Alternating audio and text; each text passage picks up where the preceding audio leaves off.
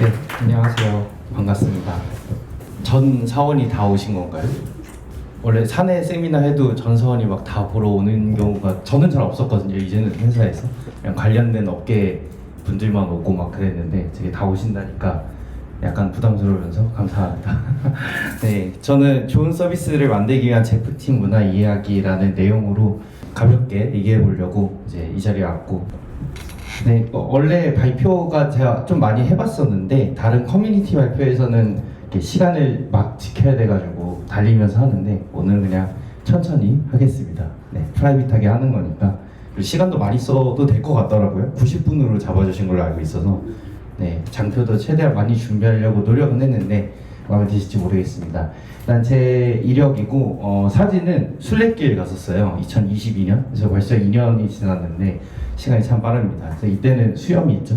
그래서 안 잘라가지고 네, 지금은 네, 다 자른 지 오래됐고 현재는 에어프레미아라는 항공사 혹시 다들 아시나요?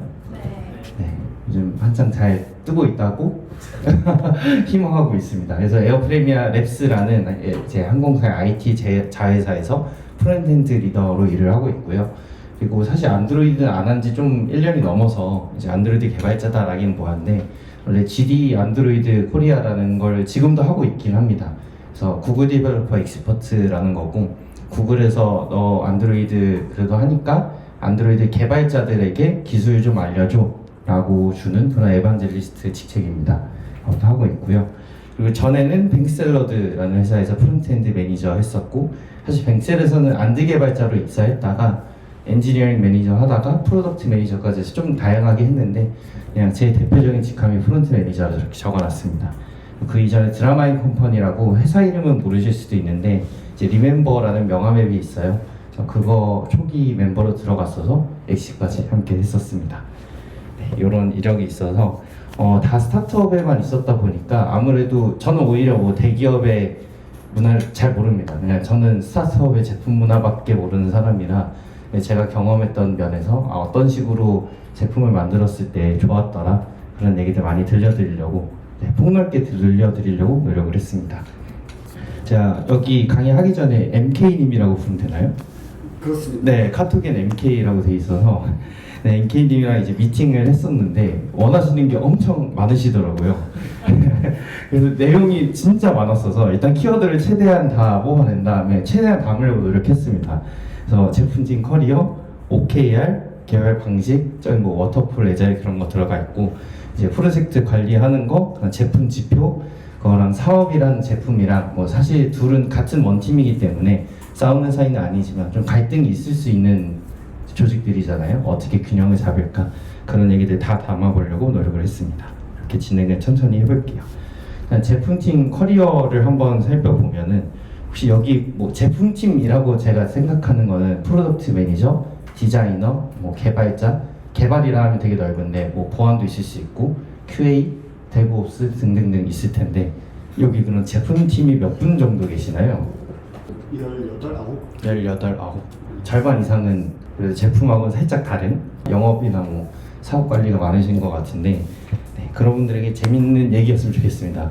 그래서 전통적인 개발 방식은 사실 요거는 저도 경험을 많이 못 해본 방식인데 옛날 코리고 쪽에 저 학생 이전에 이렇게 개발을 했더라라는 이야기인데 클라이언트가 이제 이런 기능을 만들어주세요 라고 요청을 합니다. 그럼 PM, 뭐 프로덕트 매니저는 누군가든 기획자든 나타나서 기능이나 마감 협의를 하겠죠. 어떤 그 클라이언트 같은 경우는 개발을 잘 모르는 사람의 가능성이 매우 높으니까 그 사람이 말한 걸 그대로 개발을 할 수가 없을 거란 말이에요. 그럼 프로덕트 매니저가 잘 얘기해서 너가 원하는 건 이 기능이구나. 그럼 이제 개발적으로 풀었을 때 이렇게 할 수 있을 거야. 이 기능은 할 수 있고 요건 좀 이렇게 변형해서 할 수 있을 거야. 이런 협의를 하겠죠. 그리고 제일 중요한 마감까지 찍습니다. 그래서 여기 있는 클라이언트는 사내를 얘기하는 게 아니고 SI 얘기하는 거거든요. 옛날 방식.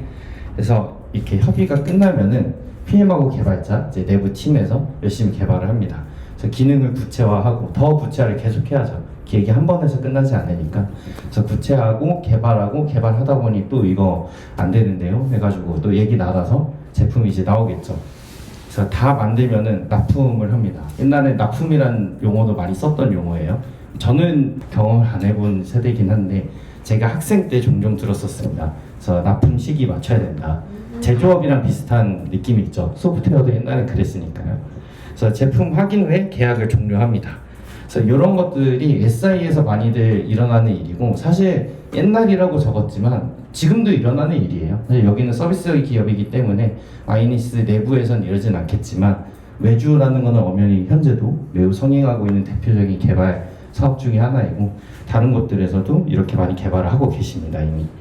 근데 뭐 이게 참 단언하긴 어렵겠지만, 서비스 기업을 다니고 싶어하는 개발자분들 또는 뭐 제품팀 분들에게 있어서는 이런 방식이 의욕이 굉장히 떨어지는 방식이라고 생각을 해요. 그럼 왜 떨어질까? 그러니까 이 말에는 몇 분 막 고개를 끄덕이시는데, 그래서 왜 떨어지냐 이렇게 하면은 그걸 한번 고찰을 해봅시다. 그래서 제품팀이 SI 방식을 왜 싫어할까? 제가 생각했을 때는 두 가지 크게, 뭐 이유야 엄청 많겠지만 좀 크게 두 가지로 생각을 해봤어요. 하나는 프로젝트 기능. 내가 현재 하고 있는 프로젝트가 한 6개월짜리다. 6개월 하고 그 다음 프로젝트 6개월 하고 이렇게 쭉 이어갈 텐데, 그 연결되는 게 하나도 없는 거예요. A 프로젝트랑 B 프로젝트랑, 뭐 예를 들어서 하나는 항공사 프로젝트인데 그 다음엔 우린 병원 프로젝트 합니다. 뭐 아무것도 이어지는 게 없을 거잖아요. 근데 SI 같은 경우는 그런 경우가 많을 수 있습니다. 그래서 연결성이 없기 때문에 그렇게 연결되지 않는 프로젝트를 많이 진행을 하다 보면은 커리어의 스토리도 별로 없을 거라고 생각을 해요. 그래서 나 이런 거 만들었어. 그래서 딱 하나로 만들어지는, 아 그럼 쟤는 뭐 예를 들어서 네이버를 만들었다, 아니 뭐 차란을 만들었다, 이런 식으로 해서 딱 설명되는 게 있어야 되는데 그런 게 없는 거죠. 그래서 좀 더 자세히 들어가 보겠습니다. 그래서 프로젝트 기능 간 연결성이 없으면 왜 의욕이 떨어질까? 저는 개발의 종류를 두 가지로 한번 생각을 해봤어요. 그래서 뭐 요거 말고도 다양한 개발이 있겠지만 크게 나눴을 때 새로운 프로젝트가 이제 시작을 합니다. 그럼 새로운 프로젝트를 레거시 없는 곳에서부터 개발을 해요. 되게 신나게 할 수 있겠죠. 그래서 이런 개발도 뭐 잘하는 개발자라면 높은 기술력으로 좋은 프로젝트를 구축을 할 수 있을 거예요. 근데 이제 사실 대부분은 아래의 경우에 속하겠죠. 이미 만들어진 프로젝트 위에서 새로운 요구사항을 받아서 뭔가 반영을 해야 되고, 하다 보면은 기존에 있는 레거시하고 충돌이 일어나서 아 이거 고치려면 좀 원래 쉬울 줄 알았는데 시간이 오래 걸리는데요, 막 이런 대답들이 나오기 시작하잖아요. 자, 두 개를 한번 비교를 해보면은 제 생각에는 둘 다 물론 어려운 영역이지만 이게 진짜 개발 실력 또는 제품 실력을 뜻하는 게 아닐까라고 생각을 하고 있어요. 그래서 새로운 프로젝트를 잘 만드는 것도 중요하겠지만 이미 만들어진 프로젝트를 어떻게 유연하고 더 안정성을 잃지 않으면서 새로운 사업을 잘 반영할 수 있을까? 이제 그런 것들이 진짜 개발자의 실력이다, 제품팀의 실력이다, 그렇게 생각을 하고 있습니다. 그럼 왜 이게 어렵지? 라고 생각을 좀 해보니까 새로운 프로젝트를 만들 때는 좀 더 고려해야 되는 게 적었던 것 같아요. 레거시 위에서 반영을 하려니까 일단 복잡성이 늘어납니다. 엄청 단순하게 얘기하면은 if else가 늘어난다고 봐도 돼요. 이미 만들어진 if else 케이스가 한 10가지 있었는데 그 if else에 두 가지만 얹어도 곱하기로 늘어나잖아요. 그러니까 복잡성이 일단 엄청나게 늘어났습니다. 그래서 제어하기가 빡세지고, 그리고 호환도 생각을 해야 돼요. 이게 뭐 앱 같은 경우 앱 운영하시니까 그냥 스토어 올린다고 해서 모든 유저가 천사같이 다 다운받아주지 않잖아요. 기존 버전은 또 유지를 해야 되는데 새로운 것도 반영을 해야 되고, 그거 어떻게 마이그레이션 시킬 거고, 그러니까 기존 것도 생각을 하면서 새로운 것도 생각을 해야 돼요. 계속 생각해야 되는 버전들, 호환성이 늘어납니다. 또 하나는 스케일업이에요. 그래서 만들어가면 갈수록 규모가 늘어나잖아요. 그럼 개발자는 사실 아무것도 안 했어. 우리 제품팀 아무것도 안 하고 놀았습니다 만 해도 회원이 10만 명에서 100만 명이 되면 서비스는 터지거든요. 아무것도 안 해도 이미 잘 되던 건데 왜 터지지? 근데 그게 규모의 힘이라서 사람이 많이 들어오다 보면은 잘 되던 것도 안 되게 되어 있다, 소프트웨어는. 그럼 그때 가서 그 많은 규모를 감당할 수 있는 또 다른 이제 고안들을 해야겠죠. 뭐 백엔드 트래픽을 감당할 수 있게 하든, DB를 이제 어떻게 하든, 아니 앱에서의 뭐 크래시를 없애는 생각지도 못했던 기기들의 또 예시가 나올 테니까 그런 것들을 대응하는 것도 어렵습니다. 그래서 이런 것들을 다 생각하면서 아름답게 이제 수정을 해야 되는데, 개발을 혼자 하는 거 아니잖아요. 그러면 여러 명이 해야 되는데 내가 고친 코드를 언젠가는 남이 또 고쳐야 되는데, 이 많은 어려운 문제들을 고려하면서 이거 안 해봤던 다른 사람이 고치게 하려면 코드가 또 이뻐야겠죠. 그걸 또 유연함이라고 표현을 해봤어요. 유연성 있는 코드가 왜 중요하냐? 그러면 사실 남이 잘 쉽게 안정적이게 고치게 하기 위해서거든요. 그리고 또 여러 명이서 이런 문제를 풀려면 협업도 잘해야 됩니다. 그냥 내가 디자인만 잘해, 개발만 잘해, 기획만 잘해 그러면 안 되고 다른 직군하고 얘기도 되게 많이 해야 돼요. 그래서 레거시 위에서 요구사항을 반영하는 게 왜 새로운 프로젝트보다 어렵냐 하면은 풀어야 되는 문제의 난이도가 훨씬 높고 풀어야 되는 문제의 종류가 많다라고 생각을 합니다.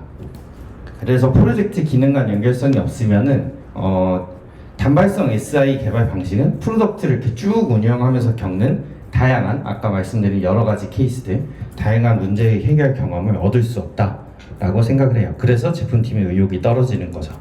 그래서 또 하나 커리어의 스토리가 없기 때문에라고 설명을 드렸는데 어디 면접 가서 뭐 여기 있는 분들이 면접 가시란 말은 아닌데 어디 면접 가서 일했다고 해봅시다. 저는 뭐 N개 서비스 요거 한 3개월 프로젝트 하나 하고 그 다음에 좀 빨리 해서 1개월 프로젝트 하나 했고 그 다음 한 6개월 프로젝트 했고 이렇게 설명하는 사람이 있냐 하면은 나는 차라리라는 어쨌든 그거를 한 1년, 2년 정도 운영을 하다 갔습니다 하는 거랑 임팩트가 되게 다르다고 생각을 하거든요. 당연히 서비스 운영을 하는 쪽에 저는 더 힘을 실어주고 싶습니다. 왜냐하면 저는 면접 되게 많이 보거든요. 당장 어제만 해도 한 분 이제 보고 왔는데 이런 기대를 하게 되는 것 같아요. 서비스 운영을 해보다 오신 분을 보면은 이제 여기 같은 경우는 커머스 또는 물류 같은 것들을 하시니까 그런 문제 해결 경험이 있겠구나. 아, 이분은 어떤 도메인에 있어서 좀 복잡한 문제들을 경험을 해봤고 만약 우리 회사가 커머스 회사라면 이 사람이 딱 왔을 때 우리가 이미 고민해봤던 것들을 안 가르쳐줘도 잘 할 수 있거나 아니면 우리가 모르는 문제를 이 사람이 잘 풀어줄 수도 있겠구나 그런 기대를 할 수가 있을 겁니다. 그래서 전문 분야를 유출을 할 수 있는 거죠. 그래서 다시 또 단발성 AI 개발 방식은 도메인에서 발생하는 깊은 문제 해결 경험을 얻기가 굉장히 힘들다. 왜냐하면 프로젝트 간 연결성이 없고 이어지지가 않기 때문에. 하지만 프로젝트를 오랫동안 1년 이상 또는 2년 이렇게 운영하다 보면은 그 안에서 겪는 사업적인 고민들도 함께 하게 되어 있기 때문에 제품팀의 역량이 더욱더 늘어날 수 있거든요. 그래서 이 두 가지를 말씀을 드렸는데 이거를 또 다른 문장으로 한번 표현을 해보면 문제 해결 경험이 얕고 좋아서 좋은 커리어를 쌓기 어렵다고 생각을 합니다. 그래서 제품팀이 SI 가는 거를 꺼려하는 이유가 결국 문제 해결 경험이 얕고 좁으니까 라고 저는 생각이 들었습니다. 그럼 제품팀 의욕이 언제 올라갈까를 한번 또 생각을 해보면 이걸 알아야 우리 이제 좋은 제품팀을 만들 거잖아요. 그래서 서비스의 장기적인 비전이 보일 때 그리고 그 비전이 되게 명확해서 이미 그려진 그림 위에 그러니까 스토리보드만 그려져 있지 아직 그림은 아무도 안 그린 거잖아요. 내가 저기다가 딱 이렇게 붓칠을 좀 하면은 그 그림 멋있게 명화가 탄생할 것 같아 라는 확신이 들면 들수록 제품팀은 더 그 문제 해결을 깊게 하고 싶은 마음이 드는 거죠. 그래서 장기적이고 명확한 비전은 아 내가 저기서 어떤 문제들을 해결하면은 이 비전 딱 완성돼서 나 되게 멋있는 거 만들었습니다. 만들면서 이런 문제들 경험해봤고 그런 것들이 내 실력을 증명하고 내 커리어를 증명합니다 라고 말을 할 수 있는 스토리가 된다고 생각을 하거든요. 그래서 이 비전이 제품팀의 의욕의 가장 핵심이다 라고 저는 생각을 하고 있습니다. 그래서 좋은 대표팀, 제품팀을 만드는 대표의 역할이 뭘까? 아까 뭐 이미 말한 내용인데요. 결국 비전입니다. 그래서 대표가 해야 되는 가장 중요한 일이 뭘까? 첫 번째 일단 동부에 오는 게 있겠죠. 그리고 두 번째는 그 제 비전을 만들어야 된다. 우리 제품은 몇 년 뒤에는 이런 모습이 될 거고, 근데 그건 좀 너무 미래잖아. 그럼 몇 년 뒤에 될 거를 한 3년 뒤에는 이렇게 될 거고, 2년 뒤에, 1년 뒤에, 당장 몇 개월 뒤에 이렇게 되게 단계별로 구체적으로 그리고 그 그리는 게 공상이 아니라는 걸 증명해야 되니까 수치적인 근거까지 명확해야 될 거고, 그래서 이 비전을 명확히 한다라는 단어가 되게 쉽지 않거든요. 사실 이것만 해도 정말 훌륭한 대표님이라고 생각을 합니다. 그 정도로 되게 난이도가 있는 업무거든요. 왜냐면 비전이 구체적이지 않으면은 여러분들이 당장 떠나실 수도 있는 내용이에요. 그래서 되게 구체적으로 고민을 많이 해야 되고 현실성 있게 내려줘야 하기 때문에, 그래서 좋은 제품팀을 만들려면 대표님께서는 비전을 잘 만들고, 또 하나 중요한 건 내가 그때 한번 타운을 해서 다 같이 모였을 때 비전 한번 말했으니까 이제 다 알겠지? 라고 하면 99% 모를 겁니다. 끊임없이 전파해야 돼요. 저는 대표라는 분은 같은 말을 그냥 100만 번 이상 반복해야 된다고 생각합니다.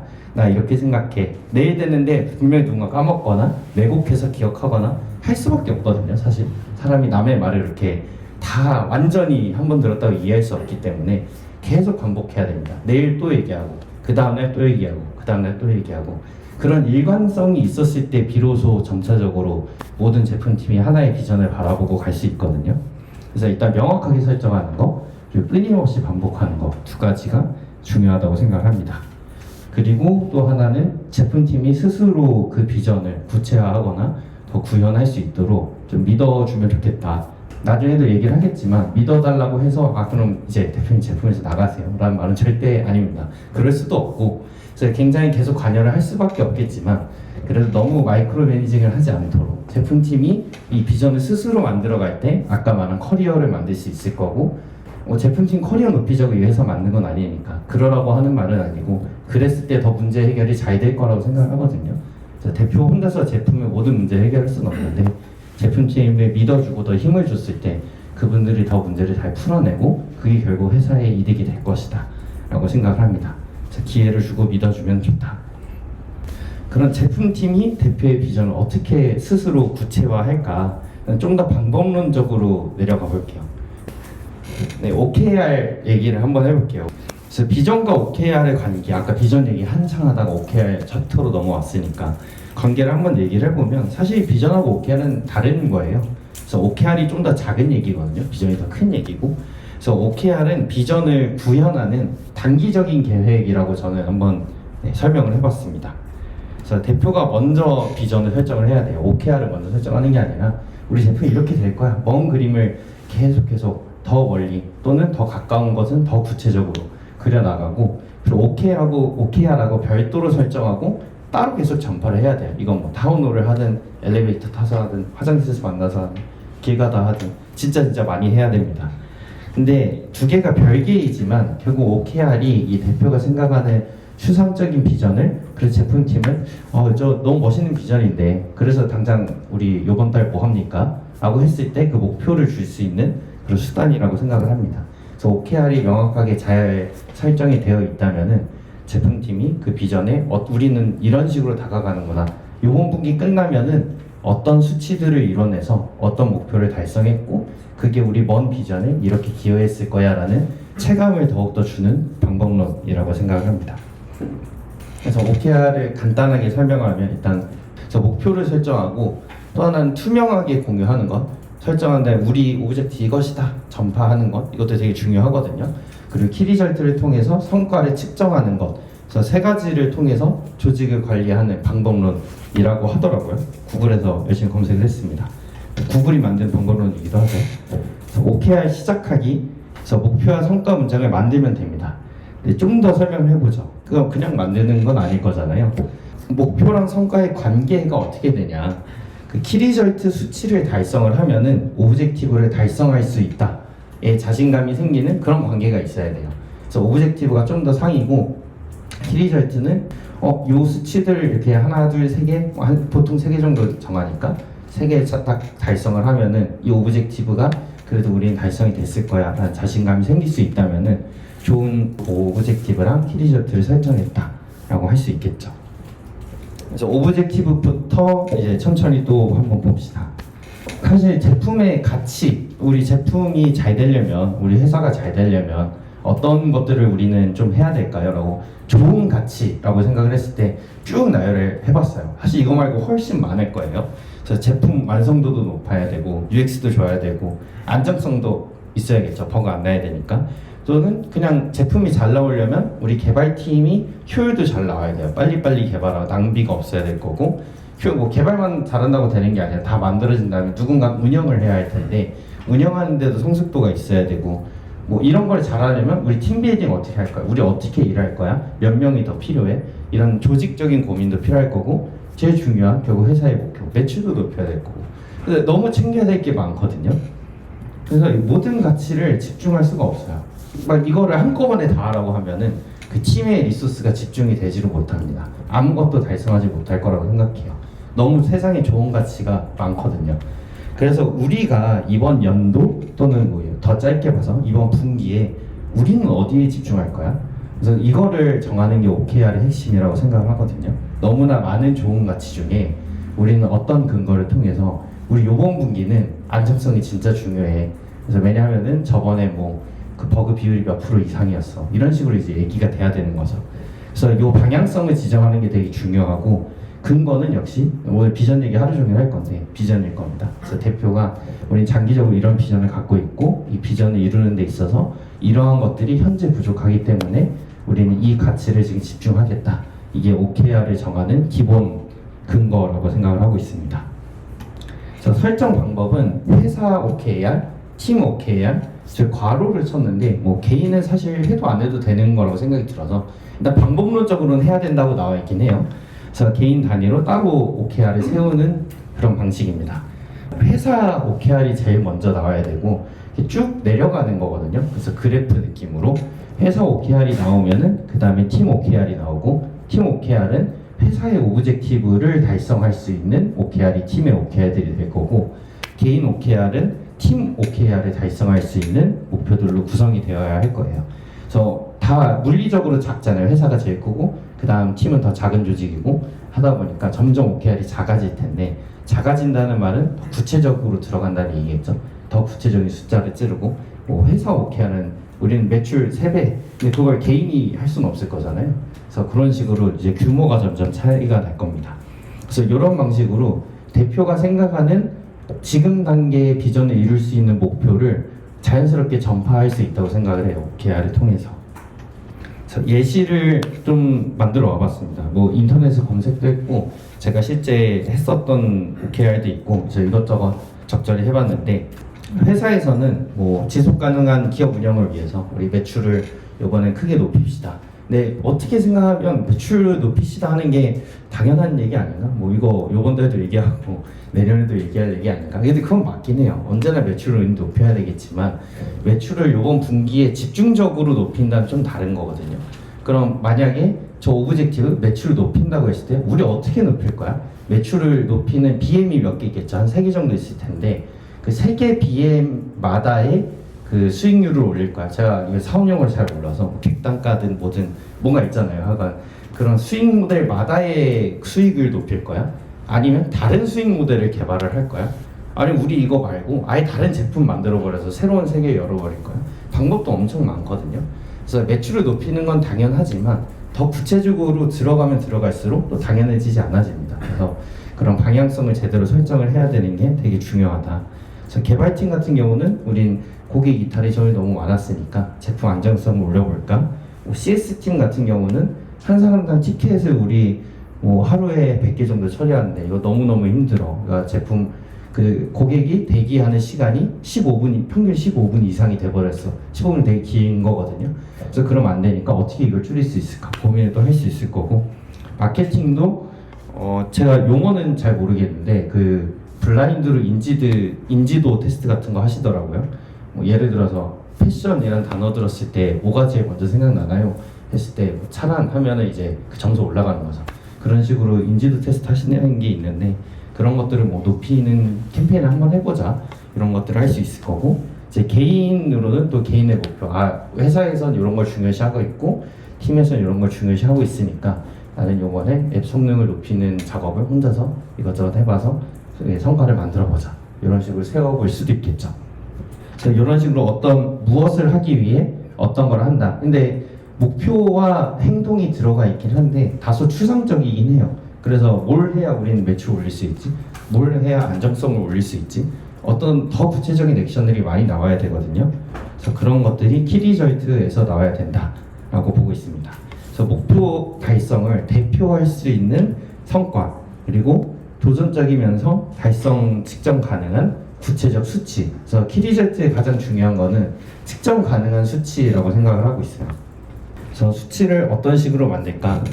회사 같은 경우는 우리 매출액 월 10억 만들자라고 이제 정했습니다. 그 10억이란 근거는 좀 더 있어야 될 거예요.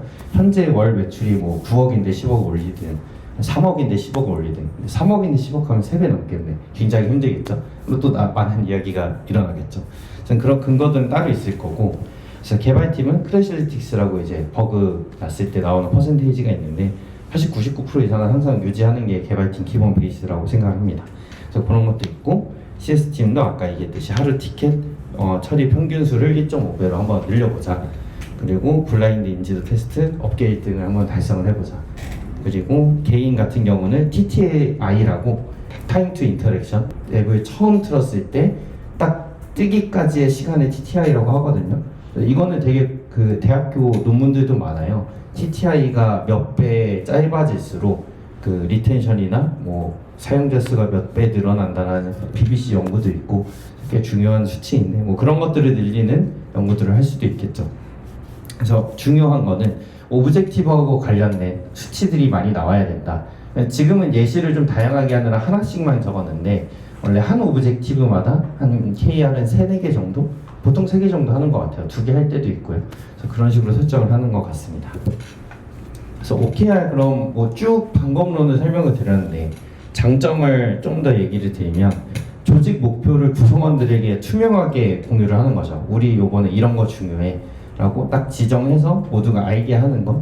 그러면은 우리 요번 분기에는 이거에 집중하고 있거나 모든 구성원들이 한마음이 될 가능성이 높겠죠. 사실 한마음이 잘 되지는 않습니다. 되지는 않는데 될 가능성이 높아지겠죠. 점점.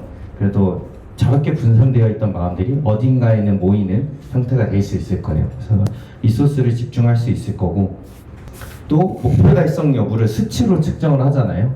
그래서 그러다 보면 명확한 성과를 얻습니다. 우리 요번에 그래도 3개월 동안 제품 좀 좋아진 것 같은데가 아니라 그래서 3개월 했더니 제품의 안정성은 몇 프로 올라갔고 매출은 몇 프로 올라갔고 리텐션 몇 프로 올라갔고 우리 티켓 몇 퍼센트 처리하고 마케팅 퍼마 비용 그 퍼포먼스 마케팅 비용 얼마 줄었고 그러니까 이런 수치들이 나오면은 좀 더 명확하게 되는 거죠. 우리 점점 나아가고 있다. 그렇게 구체적으로 체감이 됐을 때 또 다들 그걸 내 커리어로 삼을 수 있을 거잖아요. 제품팀의 경우에는. 그러면서 커리어가 삼아지니까 일단 다음에는 또 이렇게 기여할 수 있겠구나. 신나게 개발하고 또 다 같이 성장할 수 있겠죠. 회사도 성장하고 제품도 같이 성장할 수 있는 방법일 겁니다. 근데 OKR이 항상 이렇게 아름답지만은 않아요. 이렇게 너무 좋은 얘기만 있으면 온 세상 회사들 다 OKR하고 부자 됐어야 되는데 사실 그러진 않잖아요. 그럼 되게 어렵다. 네, 뭐가 어려운지를 한번 보면은 좋은 오브젝티브가 무엇일까? 또는 오브젝티브를 대표하는 키리절트가 무엇일까? 한 달 전에 설정하실 때 얼마나 걸렸어요? 기간이? 몰입된 시간이 2주? 사실 2주도 되게 긴 시간이잖아요. 뭐 예를 들어 한 분기라고 했을 때 2주면은 몇 분의 한 6분의 1이지 않나요? 네. 사실 굉장히 긴 시간이긴 합니다. 그래서 이 두 가지 질문을 했을 때 바로 답 말할 수 있는 분이 혹시 있나요? 있으면 저 좀 알려주시면 좋겠어요. 저도 모르고 있거든요. 그래서 너무 어려워요. OKR이 진짜. 그래서 우리 어떤 오브젝티브 하면은 모두가 한 마음으로 갈 수 있는 거지? 어떤 오브젝티브가 현재 제일 중요한 거지? 너무너무 어렵습니다. 키리절트는 더 어려워요. 이것도 해야 될 거 저것도 해야 될 것 같고 설정하다 보면 한 오브젝티브에 키리절트 한 8개 나와 있고 이러면 안 될 것 같으니까 몇 개 자르는데 자르기도 아까우니까 한 2개 키리절트 한 문장으로 갖다 붙여놓고 있고 이런 과정들 아마 겪으셨을 거라고 생각합니다. 모두 똑같거든요. 그게 당연한 과정이에요. 설정이 되게 어렵다. 그래서 그냥 조언을 좀 한번 드려보자면 저도 OKR 막 2주 저도 한 달 걸려보고 막 그래봤기 때문에 근데 그게 좋지는 않다고 생각을 해요. 그럼 어떻게 그 타협점을 잘 잡을 수 있을까? 일단은 회사 OKR은 전사 우선순위의 등대라고 생각하거든요. 그래서 OKR에서 가장 중요한 거는 회사 OKR이다. 그래서 회사 우리 요번에 뭐를 제일 중요하게 생각합니다. 이거 딱 찍어주는 거잖아요. 결국 대표님 열심히 일하시라는 얘기인데 회사 OKR은 대표가 정하는 거니까요. 그래서 연 분기 단위로 굉장히 깊이 고민하시고 회사 OKR에서는 시간을 좀 쏟으셔도 아깝지 않게 여겨주셨으면 좋겠다. 그래서 대표님 화이팅. 그래서 그런 거고 팀 개인은 회사 OKR을 잘 이해하는 게 더 중요할 것 같고 좀 더 짧게 고민을 하셔도 될 것 같아요. 제대로 하려면 너무너무 힘들거든요. 그리고 이제 팀과 개인 같은 경우는 OKR을 정하다 보면 계속 허락을 받는다 그래야 되나? 컨펌을 받는다 그래야 되나? 우리 팀 어떻게 할까? 팀장이 있고 이제 다 같이 논의를 해야 될 거고 이제 정한 거를 대표하고 약간 컨펌 받아서 우리 이렇게 할 건데 괜찮아 이런 얘기도 할 수밖에 없다고 생각을 하거든요. 되게 자연스러운 현상이라서 그러다 보면 또 시간이 늘어납니다. 근데 저는 그 시간에 그냥 기능 하나 더 만드는 게 지표를 올릴 수 있는 방법이지 않나. 그래서 OKR이 참 이론적으로 너무너무 좋은 방법인데 너무너무 어려워서 그래서 좀 이런 식으로 타협을 해보면 좋겠다. 회사 OKR은 대표님 열심히 하시고 비전 세우는 게 일이시니까 제품팀은 세우긴 하되 목표가 아예 없으면 너무 나아갈 방향이 없으니까 너무 이 방법론에 심취하지 마시고 어느 정도 등대로 삼으면서 개발에 집중을 하시는 게 타협할 수 있는 방법이지 않을까 생각을 했습니다. 그리고 또 하나는 요거는 뭐 제가 지인하고 얘기를 해도 여러 가지 논쟁이 있을 수 있는 저의 가치관이긴 한데요. 제가 지금도 매니저를 하고 있고 팀장을 그래도 뱅세 때부터 했으니까 짧지는 않게 해왔는데 3년 4년 넘게 저는 독단과 수용의 선이 있을 거잖아요. 팀장이 100% 수용하는 사람도 있을 거고 100% 독단도 있을 거고 사실 100% 극단적인 사람 둘 다 안 좋을 겁니다. 그럼 결국 균형일 텐데 제가 좋아하는 팀장은 좀 더 독단에 가까워요. 전 수용보다 독단을 좀 더 할 수 있는 팀장이 좋은 팀장을 생각을 하거든요. 그러니까 그게 스피드가 더 나는 방법이라고 생각해요. 그래서 다 북산한다는 얘기는 아니고 그래서 절반으로 봤을 때 한 좀 더 독단에 치우쳐진 게 제 가치관이긴 합니다. 그래서 OKR도 회사 OKR이나 팀 OKR이 그냥 대표나 팀장이 이제 딱 찍어줬으면 좋겠어요. 어느 정도 찍어주면은 팀원들은 뭐 오브젝티브가 정해졌지 아직 그 오브젝티브 이뤄내는 키리절트의 할 일들은 또 엄청나게 많거든요. 그래서 예를 들어 뭐 키리절트 뭔가를 올리자, 안정성을 올리자. 안정성을 올리는 데 있어서 버그 티켓은 100개 있는데 그 중에 뭐를 처리하지? 뭐 그런 것도 고민해야 될 거고 이건 OKR이 할 수 없는 일이거든요. 여기서부터 그냥 실무잖아요. OKR을 이뤄내는.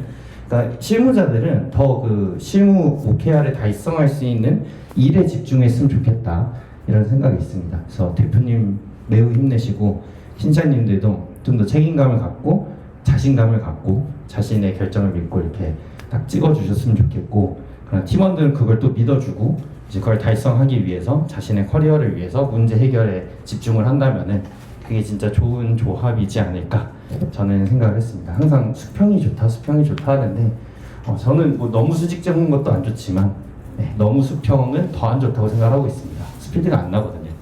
그래서 어느 정도 수직적으로 놔야 된다. 그리고 팀원은 자신의 일에 집중할 수 있는 환경을 만들면 좋겠다. 이렇게 생각을 하고 있습니다. 네, 또 하나 주의할 점은 OKR 통해서 우리 평가합니다 하면 이제 OKR 설정이 다 망가집니다. 왜냐면 다 쉽게 할 거잖아요. 나 이 KR 몇 % 올린다고 했는데 이걸로 나를 평가를 한대. 그럼 나 티켓 하나 처리하면 KR 했음. 그럼 이 사람 100% 달성했으니까 평가 A인가요? 말이 안 되잖아요. 이게. 그래서 평가하고 연관이 되면은 사람이란 게 어쩔 수가 없어요. 저는 제품 문화가 아니라 회사의 문화를 결정짓는 건 평가라고 생각을 하거든요. 되게 잔인한 얘기인데 사람이 그렇게 선의로 움직이지 않아요. 그냥 평가 제도가 곧 문화라고 생각을 합니다. 그런 만큼 OKR을 평가로 하면은 이제 OKR을 장난질을 많이 치게 되는 거죠. 그래서 평가는 평가대로 따로 가야 되는 일이고 OKR은 순수하게 그 회사의 목표와 대표의 비전을 전파하는 역할로 잘 사용해 주셨으면 좋겠습니다.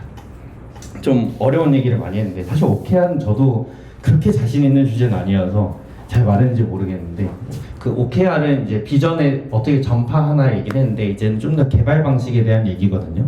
네, 제품팀은 어떻게 비전을 구현하나 이건 뭐 좀 이론 얘기기도 해요. 혹시 컴퓨터공학 하시는 분들이 있다면 소프트웨어 공학이라는 수업이 있었을 겁니다. 그 얘기기도 합니다. 제품 개발 방식이 어떻게 이루어지나 일단은 아마 이 방식으로 하고 계시진 않을 거예요. 근데 일단 이걸 설명 안 할 수가 없어서 워터폴이라는 게 있습니다. 그래서 PM이 우리 이런 기능을 만들어 봅시다라고 아주 멋있는 아이디어를 한번 생각을 해봤어요. 그래서 이렇게 일정을 짜봤습니다. 우리 2개월 정도 기획을 기깔나게 하고 기획이 딱 끝났으면 그 다음 단계로 넘어가서 개발을 3개월 동안 멋있게 잘하고 그 다음 1개월 동안 테스트를 해서 배포를 합시다. 6개월짜리 프로젝트, 아주 멋있는 기능 프로젝트가 나왔습니다. 네, 이 방식이 폭포수 같다 그래서 워터폴인 거거든요. 기획이 다 끝나면 개발로 가고 개발이 다 끝나면 테스트로 가고 사실 그 안에 이제 제가 좀 간략화하느라 3개만 적었는데 디자인도 있을 거예요. 기획 다음, 디자인 다음, 개발 다음. 중요한 건 어떤 한 단계가 끝나면 다음으로 넘어간다. 그래서 이게 워터폴의 핵심입니다. 워터폴이 뭐 나쁘다라는 인식은 있는데 그렇게 나쁘기만 하진 않아요, 사실. 왜 우리는 옛날 사람들은 멍청해가지고 워터폴을 했나? 사실 아니거든요. 장점이 분명히 있습니다. 일단 업무가 되게 명확해요. 우리 지금 기획하는 단계야. 기획에 막 집중해. 기획 끝났다. 우리 디자인하는 단계야. 디자인 막 해. 그 다음 개발에 집중해. 너무 단계가 명확하잖아요. 그 회사 리소스도 집중할 수 있고, 그리고 프로세스 관리가 너무 쉬워지는 거예요. 우리 지금 기획 중인데요. 한번 기획만 하면 되니까요. 다른 뭐 왔다 갔다 거리는 게 없잖아요. 다른 기능 생각하는 것도 없고, 그래서 업무가 되게 명확하고 프로젝트 관리가 엄청나게 쉽습니다. 그래서 워터폴은 많이 사용됐다는 방식이고, 사실 지금도 많이 사용되고 있긴 해요. 근데 단점이 뭐냐, 왜 요즘에 이거는 사장이 됐을까 생각을 해보면 6개월 뒤 런칭을 하잖아요. 아까 말했던 그 일정에 따지면은. 그래서 6개월 뒤 우리 힘차게 되게 멋있게 2개월이나 기획을 했는데 분명히 성공할 거야. 아무도 안 사용하고 있습니다. 런칭을 했더니 한 명도 없어요, 가게에. 굉장히 망한 거죠. 회사한테 6개월은 엄청나게 큰 비용인데, 그래서 여러분들 월급만 해도 얼마나 크겠어요. 6개월이나 썼는데 이거 아무도 안 사용하면은 프로젝트 실패하면 이 회사에서 얼마를 손해본 거지? 말이 안 되는 거죠. 그래서 비용 리스크가 너무너무 큰 겁니다. 그래서 워터폴의 단점은 기간이 너무 길기 때문에 실패했을 때 리스크가 너무 크다. 그럼 워터폴이 사실 지금도 사용한다 그랬는데, 또는 옛날에는 많이 사용했는데 그거 왜 사용했던 거예요? 이렇게 리스크가 높은데. 옛날에 다 성공만 했나? 그래서 그거를 왜 썼냐를 한번 보면은, 고객이 명확할 때 쓰면은 장점이 꽤나 높은 방법입니다. 이 얘기가 뭐냐면, 사용할 고객이 반드시 있어요. 아까 전에 이제 텅텅 빈 사진이 있었는데 이건 텅 빌 가능성이 제로입니다. 근데 그런 경우가 언제 있지라고 생각하시는데 무조건 있습니다. 기획 단계에서, 그리고 고객 피드백을 직접 받을 수 있어요. 기획하는 중에 나 이거 사용할 건데 이렇게 바꾸면 사용할게 하고 고객이 와서 막 말해줘. 그러면은 이건 성공할 수밖에 없겠죠. 6개월 뒤에 실패하면 비용 리스크가 너무 크지만 고객이 막 답을 계속 알려줘. 그러면은 실패 확률이 낮아지니까 워터폴 방식은 그러면은 실패 확률이 엄청나게 낮으면은 프로세스 관리가 쉬워지니까 장점이 더 부각되는 방식일 거잖아요. 그래서 워터폴은 이럴 때 좋다. 근데 이런 상황이 언제가 있죠? 사실 마이니스의 상황은 아니에요. 이게 SI입니다. 그래서 옛날에 워터폴 왜 썼지? 그냥 고객이 명확하니까요. 고객이 와가지고 이거 만들어주세요. 한 2, 3개월째 기획하고 피드백 받았더니 이러면 안 돼. 이거 고쳐줘. 이거 고쳐주면 나 사용할게. 그럼 고쳐줬어. 사용하잖아요. 그래서 무조건 성공합니다. 그래서 워터폴은 성공할 수 있는 고객이 반드시 있다면 꽤나 좋은 방법론이다. 근데 요즘은 아니잖아요. 이제 옛날에야 SI밖에 없던 시대지만 이제 마이니스도 서비스 기업이고, 저도 뭐 서비스 기업에서만 일을 해왔고, 대부분의 B2C 서비스는 고객하고 그렇게 대화를 할 수가 없습니다. 그래서 어디 고객 인터뷰를 가도 그 사람 말도 못 믿잖아요. 제품 인터뷰했는데 이 사람이 나 이거 있으면 쓸게요 했는데 그거 만들어도 안 쓰잖아요. 그래서 고객을 확신할 수가 없습니다, 절대로. 그래서 프로젝트 실패 확률이 너무너무 높아졌어요. 그러니까 비용 리스크는 리스크대로 높은데 실패 확률도 높아. 워터폴이 너무 안 좋아진 방법론이 된 거죠. 그래서 에자일이란 게 나온 거예요. 에자일이 뭐 단어가 기미나 민첩함 뭐 이런 말이 있어서 에자일이 뭔가 빠른 느낌이어서 하느냐 하는데 그게 아닙니다. 결국 이게 다 돈 얘기와 연관이 있는 거예요. 그래서 비용과 성공 확률, 그거를 낮추기 위한 방법이거든요. 성공 확률을 높이기 위한. 그래서 에자일 정의를 그냥 구글에다 검색을 하면은 변화하는 요구사항에 빠르게 대응하는 소프트웨어 개발 방법으로 이해가 되시나요? 저는 안 되거든요.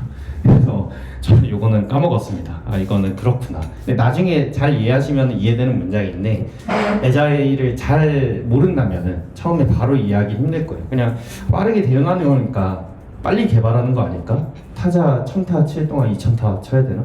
말이 안 되는 거잖아요. 사람이 갑자기 손이 빨라지는 것도 아닌데.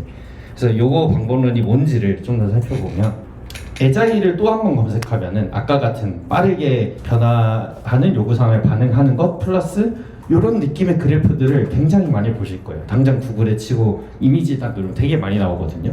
그래서 기획, 디자인, 개발, 테스트 했고 이런 주기로 개발하는 게 에자일이구나 라고 생각을 하실 수도 있을 텐데, 아까 제가 그림 보여드렸겠지만 워터폴도 이렇게 합니다. 에자일만 이렇게 하는 거 아니거든요.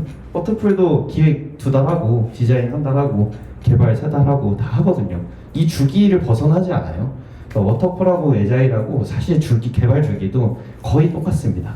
그럼 뭐가 다르냐? 에자일은 도대체 뭐가 다르길래 아까 말했던 비용 리스크 큰 거를 줄이고 또는 성공 확률을 높일 수 있는 현 시대에 맞는 방법론이냐? 그래서 엄청나게 많은 이야기들이 있겠지만 제가 생각하는 핵심은 이겁니다. 기획부터 배포까지 피처당 개발 시간을 짧게 가져가는 것, 이게 제일 핵심이라고 생각하고 있어요. 그래서 사실 워터폴하고 방법 주기도 다 비슷하고 똑같지만 이건 6개월 걸렸다면 에자일은 한 2주에 기획부터 배포까지 끝나 있어. 아니 4주에 기획부터 배포까지 끝나 있어. 요게 에자일의 핵심이라고 생각을 합니다. 이제 또 이렇게 들으면은 6개월 할 일을 4주 안에 해야 되니까 에자일은 야근인가? 라는 건 또 아니거든요. 그래서 그 얘기를 또 천천히 드려보겠습니다. 그래서 일단 개발 기간이 짧으면 서비스 기업이 워터폴을 사용했을 때 겪는 단점들을 어떻게 커버를 할 수 있느냐 설명을 드리면, 프로젝트가 실패해도 비용 리스크가 굉장히 낮아집니다. 왜냐하면은 그냥 단순하게 도식으로 좀 설명을 드리면, 워터폴은 개발 비용이 엄청 높잖아요. 6개월이나 걸리니까. 근데 고객이 명확했을 때 사용하면은 SI 같은 경우 실패 확률이 엄청나게 낮아집니다. 그러다 보니까 어차피 실패 안 할 건데 비용 높으면 상관없잖아요. 실패 안 하면 되니까. 그래서 그게 워터폴의 방식이라면, 에자일은 짧게 개발하니까 개발 비용을 낮췄어요. 실패 확률은 여전히 높아요. 왜냐면 우린 고객을 모르니까요. 실패 확률은 높지만 비용이 낮으니까 우리 다음에 또 잘하면 돼. 그냥 다음에 또 도전하면 돼요. 도전 횟수를 늘려버리는 겁니다. 그게 에자일의 또 하나의 핵심입니다. 근데 그러면 사실 되게 무식한 방법론 같지 않나요? 우리 어차피 실패할 거니까 많이 도전하면 돼 라는 그런 무식한 방법론이 어떻게 이 세상을 지배했을까? 말이 안 되는 거거든요. 그래서 또 하나의 고민을 하는 거죠. 개발 비용을 낮추는 거 오케이, 성공했어. 그럼 우리 어떻게 성공 확률을 그 다음 높일 수 있을 거야? 제 생각을 해봤습니다. 그럼 프로젝트 성공을 한번 정의를 해보면은, 고객이 원하는 제품을 만드는 게 프로젝트 성공의 가장 핵심이라고 생각을 하거든요. 근데 이 고객이 원하는 걸 도대체 어떻게 알 수 있을 거냐? 이런 서비스 기업에서 물어봐도 안 알려주는 게 고객이 원하는 건데, 그래서 일단은 원하는 제품을 피드백 받을 수 있다면 성공 확률을 우린 높일 수 있을 거야. 우리 이런 거 원해요 라는 고객으로부터의 답을 얻을 수 있다면. 근데 이런 서비스 기업이 답을 얻을 수 있는 방식은 워터폴하고 좀 다릅니다. 그래서 워터폴과 에자일은 피드백 받는 방식이 다른데, 워터폴의 고객 피드백은 아까 보여줬던 이 시나리오에서 1년에 2개의 피처를 실험할 수 있고 리스크가 높지만, 이제 기획 단계에서 명확한 피드백을 받아서 그 실패 확률을 낮춘다고 말씀을 드렸잖아요.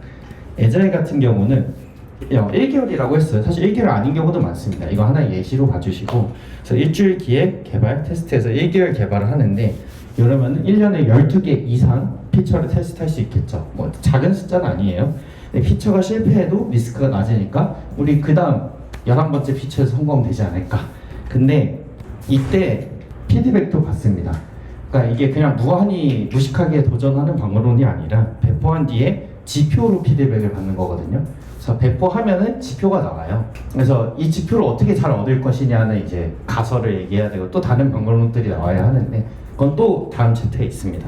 근데 어쨌든 배포 지표를 잘 받으면은 피드백을 얻는 거죠. 우리가 뭔가 이렇게 딱 바꿨더니 고객이 이렇게 움직였네. 고객은 이걸 싫어하는구나 또는 좋아하는구나. 그거에 따라서 개선 사항을 그 다음 배포에 반영을 할 수 있겠죠. 그러면은 이번 성공률을 높이는 거는 그 다음 배포의 성공률을 높이는 겁니다. 이번 배포는 어쩔 수 없죠. 지표를 얻었으니까. 그럼 그 다음 배포는 두 가지 목적을 이루는 거죠. 이 지표, 학습된 지표를 가지고 더욱 높은 성공률로 그 다음 도전을 하는 것과 동시에 이제 그 배포도 지표를 얻을 거잖아요.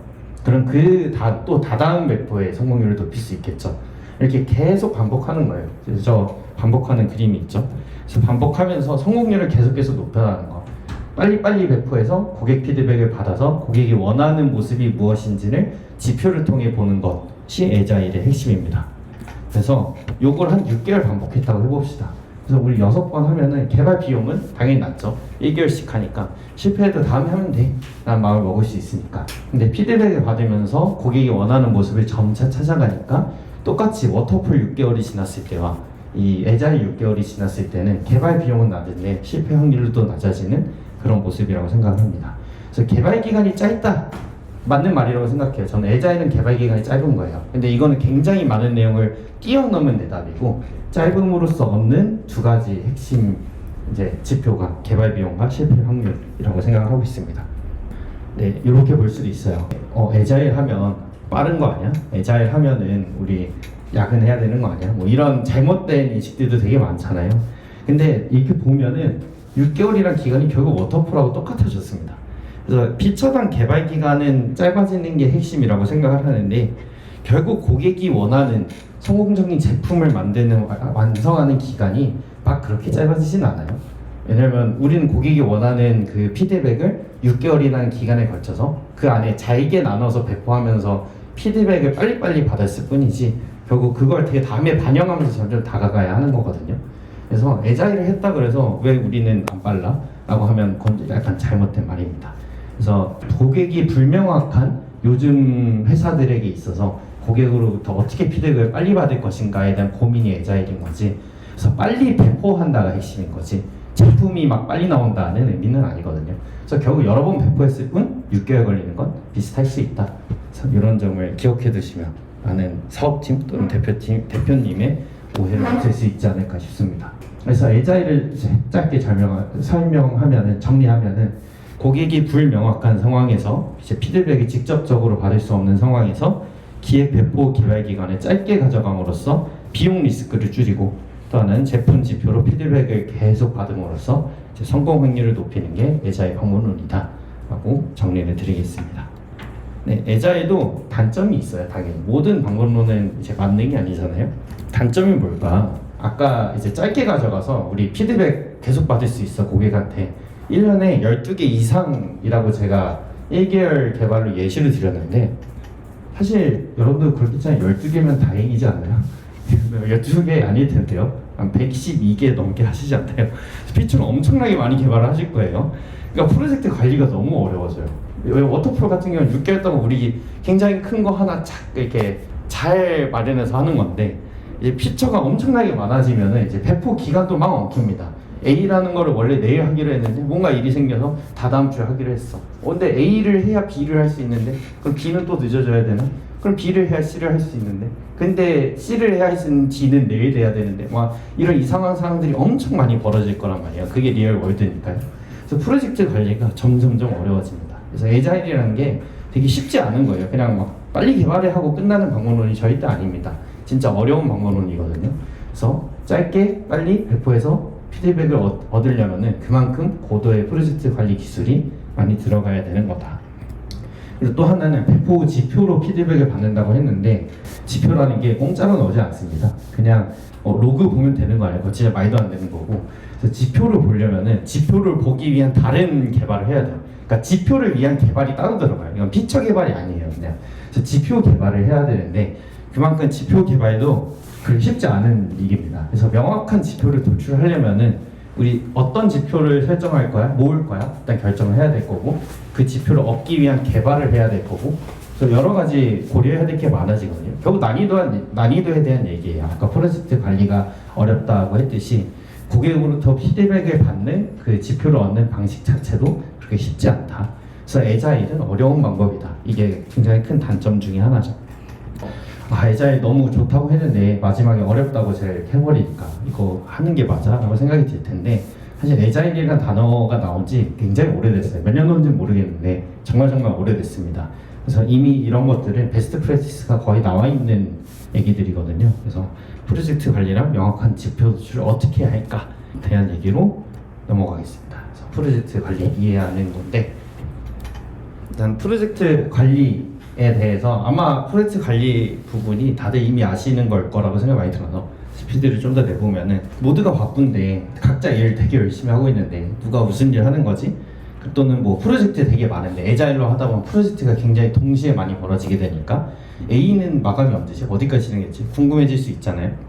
내가 거기에 의존성이 있으면 우리 팀 작업 속도가 굉장히 느려졌어. 잘 하다가 원래 한 2주에 기능 하나씩 나오던 팀이었는데 갑자기 3주가 걸리기 시작했어. 뭐 그럴 수 있잖아요.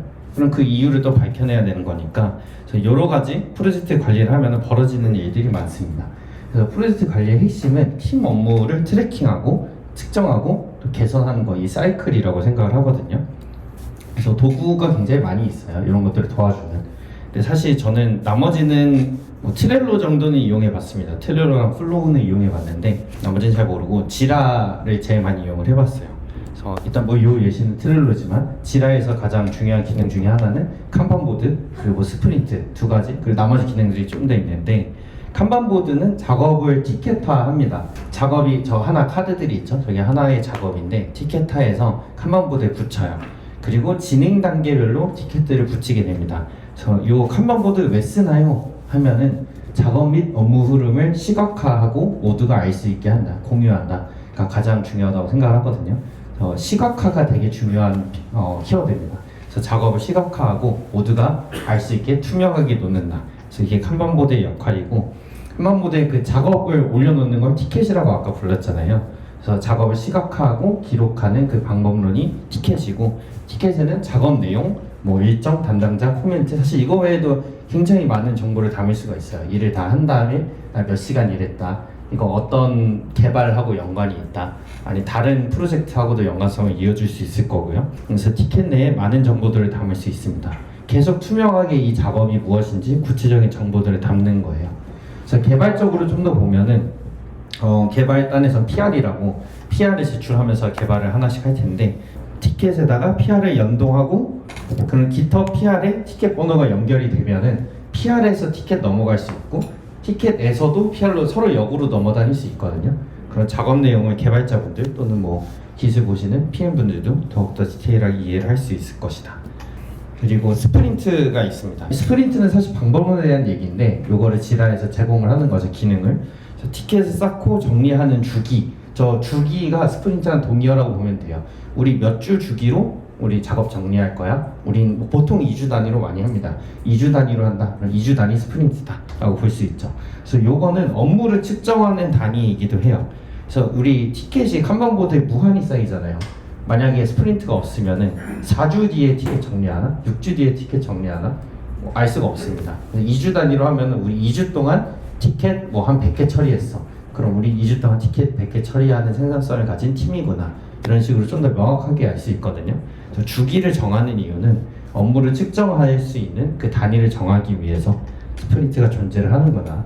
그런 식으로 스프린트 단위로 칸반보드에 티켓 쌓고 몇 개 처리했구나 측정을 하면은 회고를 할 수 있습니다. 그래서 회고를 위한 여러 가지 도구들이 또 주어지는데, 이 회고를 왜 하냐 하면 스프린트 주기 내에 우리가 맨 처음 플래닝 할 때는 이렇게 티켓들을 계획을 다 해놨을 텐데, 마지막에는 보통 못다 해서 끝납니다. 보통 다 처리하고 우리 박수 짝짝 치고 일 너무 더 해야 될 것 같은데 라는 팀은 아마 없을 거예요. 전 그래 본 적이 없습니다.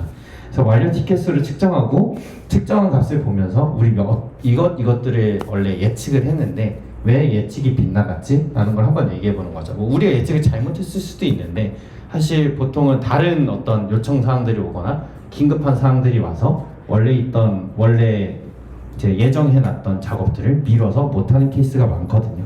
그래서 측정한 값들을 보면서 일하는 방식의 문제점을 파악하는 것이 이 프로젝트 관리의 스프린트 또는 회고의 핵심이라고 볼 수 있겠습니다. 나머지는 좀 지라의 이런저런 기능들 그냥 소개인데, 배포 관리를 할 수 있다. 그래서 거기 지라의 릴리즈가 있어서 버전을 생성하고 버전에다가 티켓을 쭉 연결할 수 있고, 버전 배포하면은 릴리즈 노트 자동 생성되거든요. 이런 식으로 하면은 개발팀이 아닌 분들에게도 우리 이번 버전 못 나갔어요를 메인 PM이 막 정리하고 있지 않더라도 자동으로 쫙 노트를 만들 수 있어서 그런 점이 좋고, 그리고 PR에서 티켓 번호 입력하면 티켓에 버전이 바로 입력되고, 버전이 입력되니까 배포 버전까지 다 이어지게 할 수 있습니다.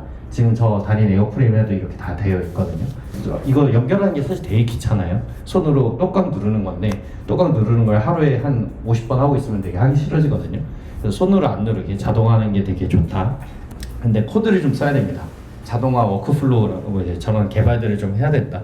해놓는 걸 추천드려서 얘기를 드린 거고, 또 지라에는 여러 가지 마켓플레이스 앱들이 있어서 티켓을 더 잘 관리하거나 또 외부랑 연동할 수 있는 기능들이 주어지는데, 제가 많이 사용했던 것들은 요 세 개들입니다. 복수 프로젝트, 저 지라에서 왜 그렇게 했는지는 모르겠는데 여러 개 프로젝트의 그 배포, 아까 말한 릴리즈 관리가 같이 안 돼요. 프로젝트 단위로 릴리즈 관리가 되게 되어 있습니다. 왜 그런지 모르겠어요. 그래서 그런 것들을 하게 해주는, 그래서 저게 있고 유료입니다. 그리고 또 하나는 아까 OKR 얘기도 했는데, 이제 OKR을 지라에다가 적는 거예요. 원래는 못 적거든요. 근데 저 중간에 있는 OKR 티켓 연동 앱을 넣으면 넣을 수 있는데, OKR 넣은 다음에 이 티켓은 오브젝티브 1을 달성한 티켓입니다. 이런 식으로 연결하면은 이제 OKR마다 티켓들이 쫙 연결되어 있을 테니까 OKR의 진척도를 볼 수가 있게 돼요. 그런 식으로 OKR과 티켓을 연결해서 관리할 수 있게 도와주는 거. 또 하나는 우리 요번에 뭐 할 거야? 맨날 많은 논쟁이 있을 거잖아요. 우선순위라는 단어가 되게 많이 나올 텐데 그래서 티켓마다 우선순위를 그냥 공식별로 때리는 거예요. 긴급성, 난이도, 뭐 여러 가지 그런 지표들이 있을 텐데 지표들을 다 그냥 객관적으로 다 입력하면은 서로 곱하기 해서 점수 딱 나오면 순서대로 우리 첫 번째 티켓 뭐야? 이거 하자. 이런 식으로 좀 기계적으로 우선순위 정할 수 있는 그런 도구입니다.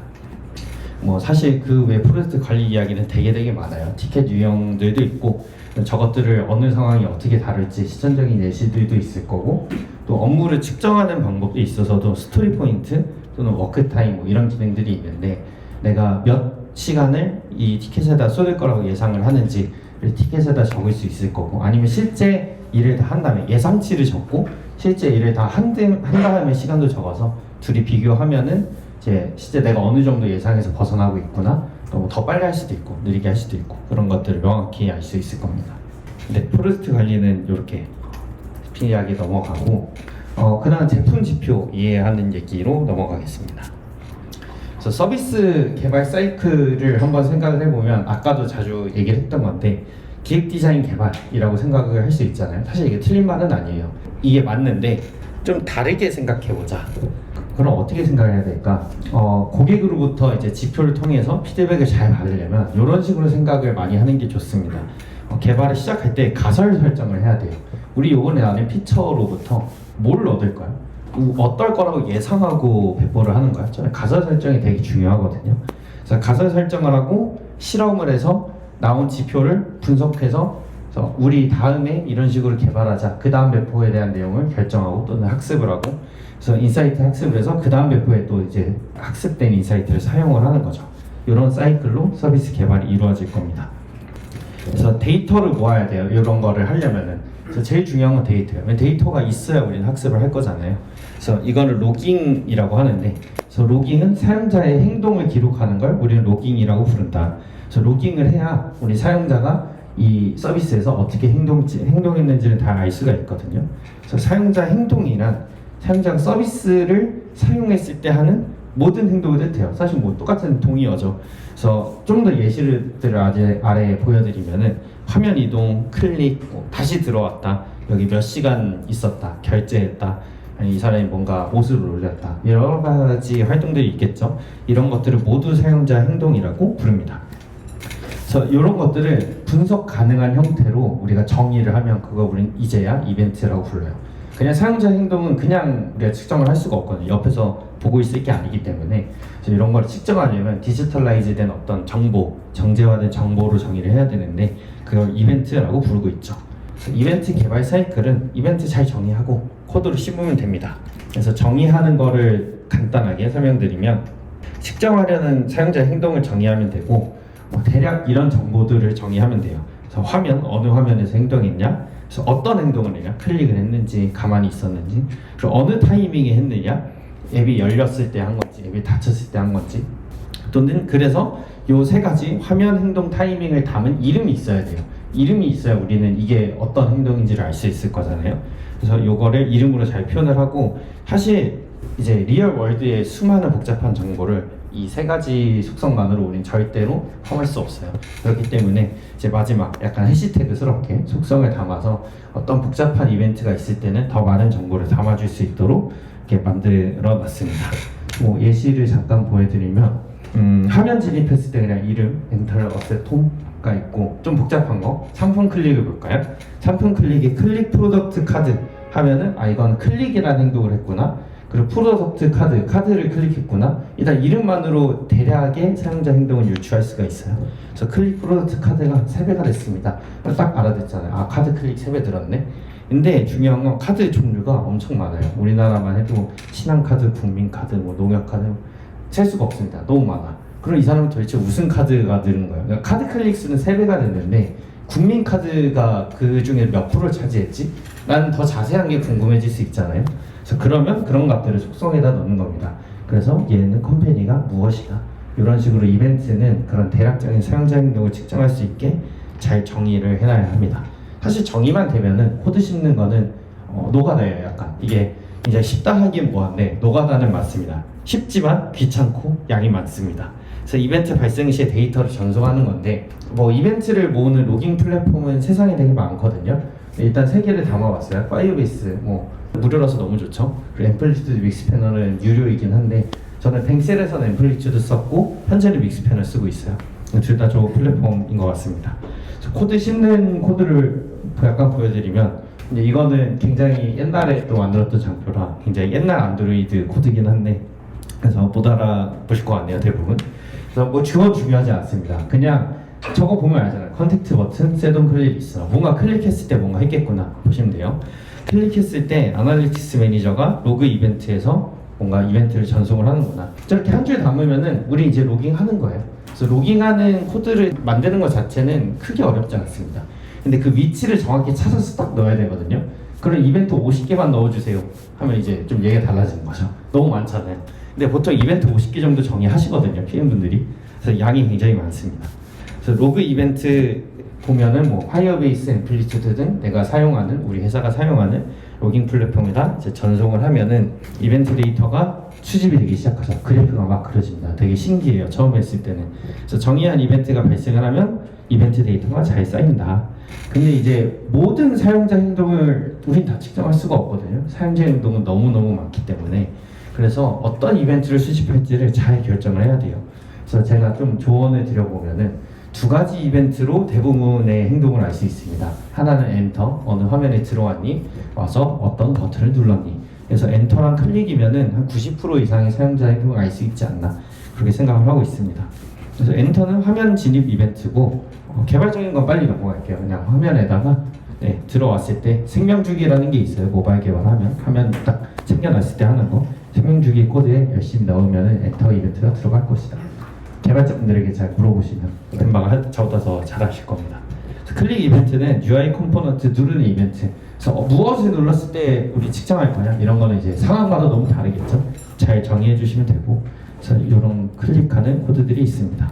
이제 엔터랑 클릭을 말씀을 드렸는데 사실 또 중요한 게 있어요. 서비스 주요 지표를 잘 정의를 해야 되거든요. 그래서 서비스 분석할 때 우리는 어떤 AU가 제일 중요합니다. 또는 뭐 어떤 핵심 이벤트가 중요합니다. 이런 것들이 있을 거예요. 사실 차단의 주요 이벤트를 제가 정확히 모르지만 그냥 예상을 해보자면 옷을 많이 올리는 게 뭐 주요 이벤트가 됐든 아니면 그걸 많이 사는 거가 주요 이벤트가 됐든 어쨌든 그런 좀 결제, 거래와 관련된 게 주요 이벤트일 것 같아요. 그런 식으로 핵심 이벤트를 아마 한두 개씩 딱 결정을 해놨고 그 지표가 갑자기 2배가 됐다 또는 반토막이 났다 그럼 회사가 난리가 날 겁니다. 뭐 그런 지표가 분명히 있을 거예요. 어느 회사는 그런 지표를 가지고 있거든요. 그래서 AU랑 핵심 이벤트를 잘 설정을 해놓는 게 중요하다. 그래서 AU 같은 경우는 사실 AU를 정의하는 방식도 회사마다 되게 다를 수 있거든요. 그래서 우리 회사의 서비스는 AU를 어떻게 정의할 건지 잘 정해놓으면 좋죠. 뭐 예를 들어서 스플래시 화면에 진입하면 AU다. 로그인 후 홈 화면에 들어오면 AU다. 아니면 포그라운드에 들어오면 AU다. 뭐 여러 가지 있을 텐데 이제 서비스에 맞게 잘 정의를 해주시면 되겠습니다. 그래서 핵심 이벤트도 커머스면은 뭐 결제, SNS면 이 사람이 글을 썼을 때 글 양이 중요할 수 있겠죠.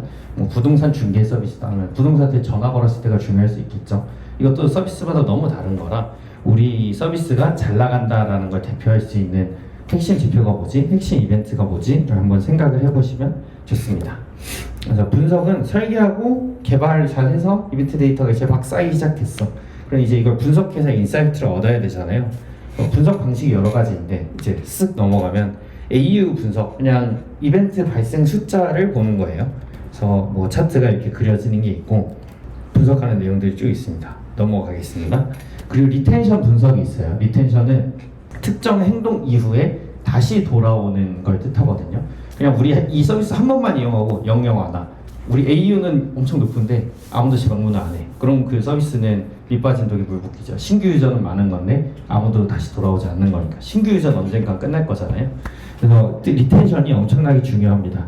리텐션 그래프는 보통 이런 식으로 그려지거든요. D0는 당연히 100%죠. 지금 들어왔으니까. 근데 D1에 대부분 떨어져 나가요. 한 40% 남아있다? 그럼 잘 남은 겁니다. 그래서 D1에 한 40% 뭐 더 이하일 수도 있어요. 그리고 그 다음부터는 이렇게 쭉쭉쭉 하다가 여기는 되게 일자로 돼 있는데 사실 좀 내려가는 그래프를 그려요. 슬슬슬. 그래서 D1의 몇 프로까지 방어하느냐가 굉장히 핵심이라고 볼 수 있습니다. 그래서 특정 행동에 돌아오는 리텐션을 분석해서 어떻게 우리 리텐션 높일 수 있지? 이런 제품 개선 사항들을 고민을 해볼 수 있겠죠. 그리고 코호트 분석이라는 게 있어요. 어떤 단계별로 진행이 될 때 회원가입이라고 치면은 회원가입은 한 번에 끝나지 않잖아요. 이름 입력하고 뭐 입력하고 한 3단계라고 칩시다. 그래서 3단계가 첫 단계에선 100% 진입을 했는데 두 번째, 세 번째 이제 단계를 지나갈수록 점점점 줄어들어요. 그래서 이걸 이탈률이 늘어나는 거거든요. 그래서 어느 단계에서 우리 이탈 제일 많이 하지? 딱 봐가지고 최종 목표는 회원가입을 끝까지 다 시키는 게 목표인데 그래서 단계별로 봐서 어느 단계를 개선했을 때 사실 다 개선하면 너무 좋죠. 다 개선하면 너무 좋은데 그러기엔 우리 너무 바쁘잖아요. 그럼 어떤 걸 개선했을 때 가장 효과가 높지를 생각했을 때 이 지표를 보고 아까 그래프에서는 두 번째 단계를 개선하면 회원가입률을 높일 수 있겠다 그런 생각을 할 수 있겠죠. 그리고 뭐 데이터 비교, 주요 지표를 비교해서 어느 기능이 제일 중요하다 이런 판단도 할 수 있을 것이다. 네, 이렇게 생각을 했고 사실 제품 지표에 대한 얘기를 굉장히 빨리 좀 넘어갔는데 지금 이벤트 신고 그냥 지표 봤습니다 하고 끝난 거고 더 잘 보는 방법은 실험을 해야 돼요. 실험에 대한 얘기까지 하면은 오늘 밤새야 됩니다. 그래서 더 많은 얘기를 해야 돼서 얘기를 하진 않을 거고 어쨌든 실험이란 방법론이 존재하고 실험은 이제 문화적인 내용도 있고 인프라적인 내용도 있고 더 자세히 들어가면 어느 실험이 이겼는지 판단하는 통계학적인 내용도 있고 그래서 뭐 그런 것도 언젠가 기회가 되면 또 얘기할 수 있으면 좋겠습니다. 그래서 프로젝트 지표 관리를 이제 잘 했어요. 우리 너무 잘했어. 아까 애자일부터 해가지고 애자일 어렵다 그랬는데 프로젝트는 지표 관리 잘해서 우린 고객 피드백 받으면서 이제 낮은 리스크로 열심히 제품을 개발하고 있습니다. 근데 우린 그렇게 항상 다 모든 분이 행복하시지 않겠죠. 언제나 부딪히는 게 있을 거예요. 대표님이나 사팀과 부딪히는 게 있을 텐데 균형을 어떻게 잡을 수 있을까? 그래서 대표님과 사팀의 요청이 우리 비전 명확하게 잡았어. 오케이. 그 비전을 OKR로 좀 더 구체적으로 내려서 우리 이번 분기 동안 이 OKR 하기 위해서 이런 것들 할 겁니다. 애자일하게 딱 분기별로 또는 스프린트별로 계획 세워가지고 막 달려가고 있어요. 그대로 이루어질까요? 절대 그럴 리가 없죠. 계속 요청은 옵니다. 우리 이거 해야 돼. 이거 진짜 급해. 근데 그런 요청이 항상 나쁘고 없어야만 하는 걸까요? 사실 아니거든요. 그런 요청들은 당연히 있을 수 있는 거예요. 왜냐면 사람 사는 세상이 그렇잖아요. 언제나 일은 생기는 거니까요. 그래서 그런 요청을 너무너무 많아가지고 우리 계획한 일을 아무것도 못하면 그것도 문제겠지만 제품팀에서 우리 원래 계획한 거 해야 됩니다. 다 쳐내도 그것도 좋은 문화라고는 할 수 없습니다. 그래서 어떻게 관리할까를 좀 더 고민해 보시는 게 좋아요. 그래서 가장 쉬운 방법, 스프린트에 요청 업무 넣어. 그럼 그만큼 우리 사람의 물리적인 한계가 있으니까 다른 업무 빼. 해피 우리 다 했습니다. 근데 그럴 리가 없잖아요. 왜 무슨 업무를 뺄 거야? 우리 업무 되게 많았는데. 그리고 다른 팀에서 모두 자기 업무 중요하다고 하는데 못 뺄 거야? 그리고 하던 중에 멈춰야 되면 어디까지 하고 멈출 거야? 멈췄으니까 다음에 어디 또 다시 시작할 거야? 그래서 이런 거를 또 이해관계자들 한 3팀 정도 있는데 협의를 또 어떻게 할 거야? 그리고 머리 터집니다. 이제 PM들이 굉장히 힘들어지기 시작해요. 그래서 PM이 굉장히 고생인데 저는 이런 것들이 비전이 되게 명확하고 우리 제일 중요한 게 뭐야? 라는 그 등대가 명확하고 또 진행 방식이 되게 투명하게 프로젝트 관리가 잘 이루어지고 그리고 이런 것들을 제품팀이 스스로 결정할 수 있는 주체성이 잘 대표님으로부터 믿음을 받고 계시다면은 충분히 가능하다고 생각을 합니다. 제가 좀 자신 있게 말씀드리는 건 제가 100세 때 그렇게 했기 때문이에요. 저도 이런 상황 엄청 많았어요. 당연히 요청이 오고 하는데도 그냥 제가 주체적으로 지금 내가 하고 있는 뭐 A, B, C, D, E 업무 중에 한 C 업무를 어느 정도 늦추고 지금 요청된 걸 처리하자 라는 결정을 제가 할 수 있었고 그 C라는 업무가 제일 안 중요하다는 판단을 할 수 있었던 거는 비전이 명확하고 OKR로 잘 공유받았기 때문이거든요. 그래서 충분히 아까 말씀드렸던 어떤 문화들이 잘 세팅되어 있다면은 이런 요청 관리를 충분히 하실 수 있다라고 생각을 하고 있습니다. 그래서 좋은 제품 문화는 사업을 돕는다고 생각을 해요.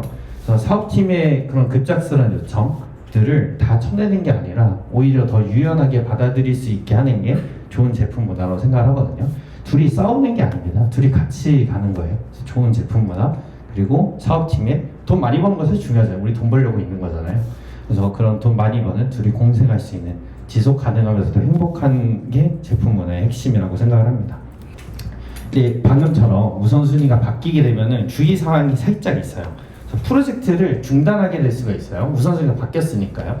근데 중단하는 게 뭐 항상 없을 수는 없는데 웬만하면 저는 좀 중단을 안 시키려고 했습니다. 의욕을 너무 떨어뜨리거든요. 우리 이거 다음 주에 배포한다. 으쌰으쌰 달리고 있는데 야 우리 딴 거 해야 돼. 이거 그만두래. 라고 하면 그것만큼 개발자들과 이제 PM과 디자이너들 괴롭게 하는 게 또 없거든요. 그래서 그리고 회사 입장에서도 이거 다음 주면 나오는 기능인데 멈춰가지고 기능이 안 나와버리면 그만큼 고객 피드백을 얻을 수 있는 기회가 날아가는 거거든요. 회사에게도 시간을 낭비하는 결정입니다. 그래서 저는 주로 중단보다는 그냥 스펙 줄이고 배포해버렸습니다. 빨리 배포하고 그 더 중요하다는 거 빨리 치자. 순서를 약간 바꿔. 그리고 이제 원래 우리는 한 이제 500 정도 계획을 했는데 300에서 멈췄어. 나머지 200은 그 다음에 시간 났을 때 다시 배포해. 그래서 일단 배포해버리고 다음에 다시 개선하는 게 언제나 이렇게 할 수는 없었지만 대부분 이렇게 하려고 노력을 했었거든요. 이랬을 때 좀 도움이 많이 됐었습니다. 개발자분들도 사실 이거 하면 우리 돈 100억 번데 하면 다 해요. 우선순위 변경 바로바로 해줍니다. 그래서 그렇게 해서 다들 의욕을 좀 유지시키려고 노력을 많이 했었습니다. 그리고 또 하나 이제 어려운 점, 처음에 기획할 때 우리 이 기능 넣으면은 우리 제품 빵 뜰 거야. MVP 기깔나면 생각했어. 근데 이거 원래 한 달 걸린다고 했는데 이것만 넣으면 안 될까? 이것만 넣으면 안 될까? 그래서 3달이 돼버렸습니다. 그래서 MVP가 자꾸 커질 수가 있어요. 근데 이것도 사실 다 밸런스예요. 모든 일이 밸런스니까요. 그렇다고 해서 너무 커져도 안 되겠지만 사실 꼭 커지는 게 항상 나쁜 일은 아닙니다. 그래서 MVP가 무조건 작아야 돼 해가지고 무조건 2주 안에 잘라서 나가야 돼라는 강박을 가질 필요도 없다. 이런 얘기를 하고 싶었고 꼭 작아야 되는 건 아니다. 우리 딱 만들었는데 머리가 없는 기능이 나가면은 우리 항상 말했잖아요. 가사에 설정하고 고객 피드백을 빨리 얻기 위해서 우리는 애자일을 선택한다. 그래서 성공 확률을 높인다. 근데 제대로 된 피드백을 못 얻는 MVP면은 의미가 없을 수 있습니다. 그래서 이게 피드백을 잘 얻을 수 있나? 라는 관점을 잘 고민하시면 좋은데 그래서 아까 MVP가 자꾸 커져. 근데 어느 선에서 끊어야 되잖아요. 머리가 없는 건 안 좋대. 그렇다고 뭐 갑자기 막 헤어스타일까지 꾸미고 있어. 그럼 안 되잖아요. 어디까지 우리 끊어야 되는 거야?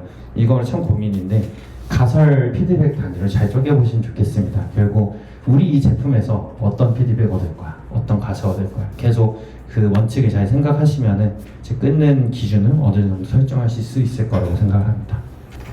네, 마무리입니다. 네, 좀 속도를 중간부터 높였는데 잘 전달이 됐는지 모르겠네요. 네, 마지막 마무리 해보면은 오늘 쭉 얘기했던 수많은 내용들을 이제 그냥 정리하는 문건데 좋은 서비스를 만드는 제품 문화는 무엇인가요? 그럼 방법론들이 오늘 얘기한 거 이거 말고도 더 많이 있었죠. OKR 있고 애자일 있고 실험 있고 프로젝트 관리 잘해야 돼요 등등등 있는데 사실 이것도 뭐 맞는 얘기긴 하죠. 방법론에 대한 얘기잖아요. 이런 방법들이 없이는 제품 문화가 또 안 이루어질 테니까. 근데 제가 말하고 싶은 거는 사실 방법론은 막 그렇게까지 중요한 건 아닙니다. 워터폴 해도 잘하는 조직은 잘합니다.